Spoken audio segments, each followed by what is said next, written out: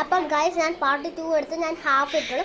അപ്പോൾ ഇവിടെ ആ ഫുഡിനെ കുറിച്ച് കുറച്ച് വിശദീകരിച്ചു. നിങ്ങൾക്ക് മേടിക്കണമെങ്കിൽ ഏത് കടയിൽ നിന്നൊക്കെ മേടിക്കണമെന്നൊക്കെ ഉള്ള ഡീറ്റെയിൽസ് അവൾ തരും. അപ്പോൾ ഞാനത് ജസ്റ്റ് ഷോർട്ട് ആക്കിയാണ് ആ ഒരു ഷോർട്ട്സ് ഇട്ടത്. അപ്പോൾ അവൾ വിശദീകരിച്ച് പറയും. ഇതാണ് നമ്മുടെ തത്ത. ഭയങ്കര കൂവാണ് ഗൈസ്, ഭയങ്കര എലമ്പാണ്. അപ്പൊ പിന്നെ ഗൈസ് ആ ചേട്ടനൊക്കെ പറഞ്ഞ് ക്യാരറ്റും ബീട്രൂട്ടും അങ്ങനെയൊക്കെ ചെറിയതായിട്ട് കൊടുത്തില്ല.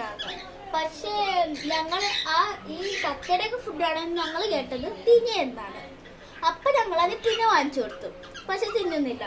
അത് ഉടനെ അതായിരുന്നു അതിന്റെ അലമ്പ്. അപ്പൊ തിന്നത് ഇപ്പോഴും ഇവിടെ ഇങ്ങനെ ഇരിക്കുന്നുണ്ട്.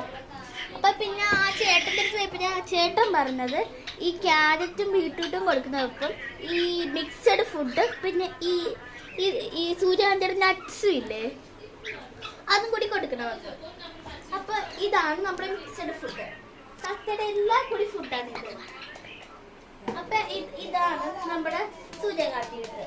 അപ്പൊ ഇതൊക്കെ വാങ്ങിച്ചത് കടയിൽ നിന്നാണ്. അപ്പൊ ബൈ ബൈ.